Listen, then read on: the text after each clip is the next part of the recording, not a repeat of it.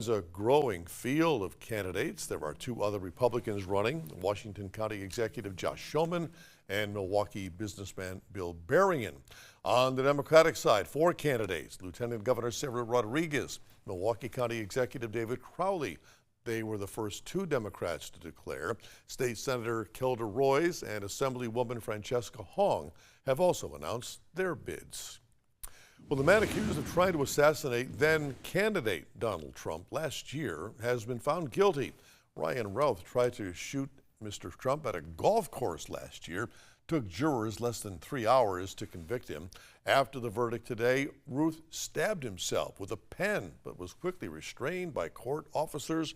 Routh faces life in prison. As for the president, he is changing his stance on the war between Russia and Ukraine. He now believes Ukraine can win the war with the support of the European Union. CBS News' Erica Brown has more tonight from the White House. In his address to the UN General Assembly Tuesday, President Trump said the U.S. is in a golden age. But today, just 8 months into my administration, we are the hottest country anywhere in the world, and there is no other country even close. He also dished out harsh criticism to the rest of the world.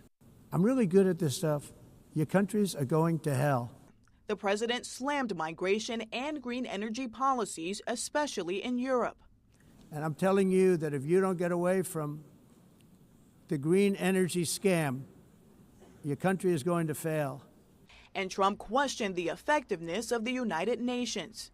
What is the purpose of the United Nations? For the most part, at least for now, all they seem to do is write a really strongly worded letter and then never follow that letter up.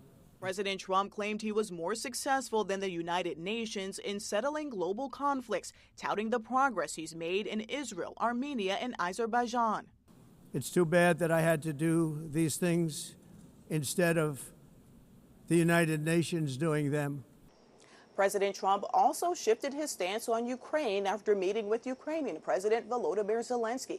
Writing on social media, he now believes Ukraine, with the support of the EU, can win back all of the territory it lost over the course of the conflict with Russia.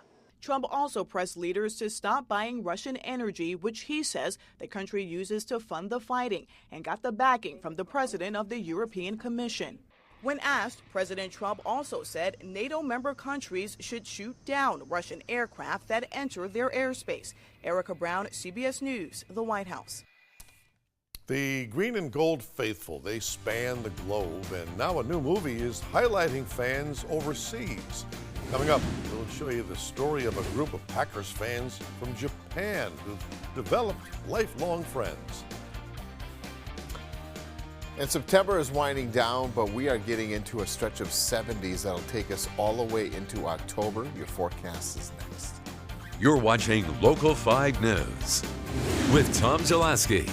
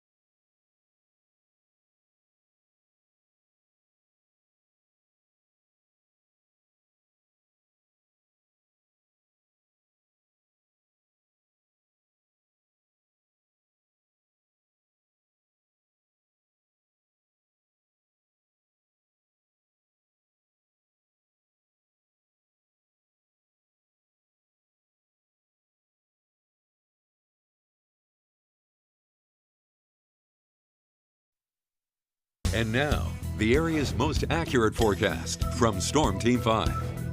Chief Meteorologist Luke Sampy. Another quiet evening around northeast Wisconsin. Temperatures still holding in the low to mid 60s at this hour. Take you to the Stadium District right now, where it is 65 degrees high atop the Legacy Hotel. Looking back down and over Lambeau Field, some clouds moving on through. No rain, though, really showing up on the radar here for Green Bay and the Valley. There might be a sprinkle or two south and west of Lake Winnebago, but it just doesn't look like we have much in the offing for rain now for really until further notice. 66 degrees in Appleton. It's 63 in Oshkosh with partly cloudy skies, rather. Again, a little bit of rain showing up on the radar if you're far south and west. Nothing that's substantial or anything like that, but just a few passing showers that will eventually leave us. And then eventually we go to a partly cloudy sky. Now there's a stationary front down to our south that's separating the air that we're in right now from the 70s and 80s and the really warm air. This will be the focus for thunderstorm development. So as you can see, it's just too far away from us, and we do have high pressure working in from the plains over the next number of days, and that will take us into a drier period. So we caught a little bit of activity for rain there the past few days, but we're going to get into a stretch again where it may not rain for a week, and we could get back into a stretch of days where we'll be in the upper 70s to around 80 as soon as Thursday, if not Friday. Here's a look at Futurecast tonight. We'll have areas of fog develop again, nothing terribly dense, and then tomorrow mostly to partly cloudy skies will be the call. Not much for rain chances really returning tomorrow either, as that storm system slowly pulling off. So quiet weather continuing on. Areas of fog could be dense out in central Wisconsin and up into the Northwoods, but outside of that, we're not expecting widespread or a blanket of fog for tomorrow morning. Low to mid 50s to get you going early tomorrow morning. So your weather headlines: patches of fog tonight, heading into a drier pattern again, and no sign of chilly fall air in sight. As we close down September and get into October, we could be looking at upper 70s to near 80 all through that time frame. One sign of fall is, of course, our foliage is beginning to take hold. Moderate fall foliage color if you get up into the Northwoods. And then as we push forward another week, even though we're going to be plenty warm and plenty of sunshine, we're going to have this turnover and changeover in color happen because, frankly, the trees are stressed. They're saying, we're done. We're going to turn quickly and probably start dropping leaves here very soon, especially across the Northwoods. We still got a number of weeks to go here in central and east central Wisconsin before we get into peak color, of course. But because of how dry we have been, this is probably going to be more of a dull fall color season just because the trees are stressed, and this is going to happen fairly quickly. 73 degrees our official high, 75 out in the Twin Cities. Very similar readings around the western Great Lakes, well above average. Jet stream still rippling into a ridge up to our north, and that is going to keep us above average all the way into early October. Look at the date there in the upper left of your screen. Above average temperatures from the Climate Prediction Center as well through the first week of October. So that means tomorrow will likely be our coolest day for the next 7 to 10 days at minimum. Your Thursday warming back up, mid 70s away from Lake Michigan. And then by the weekend, we're talking upper 70s to near 80. And we hold that all the way into the early part of October. So your forecast for tonight, do expect partly cloudy skies. Eventually we'll have patchy fog in mid 50s. And then for tomorrow, mostly cloudy, breezy at times, seasonal, mid to upper 60s. Heading on into the water tomorrow, 1 foot waves on the bay, but a northeast wind at 10 to 15 knots could bring kind of a rigorous chop at times. Thursday, 74, beautiful weather. Friday, and yeah, we're back into summer mode, folks, Saturday, Sunday, and beyond. You just gave new hope to my green tomatoes. Are I these, still got 6 or 7. They're green. They won't change. But maybe with that they, forecast, maybe you're stuck with green that tomatoes. could be. I'll make some recipe out of them or give them to you.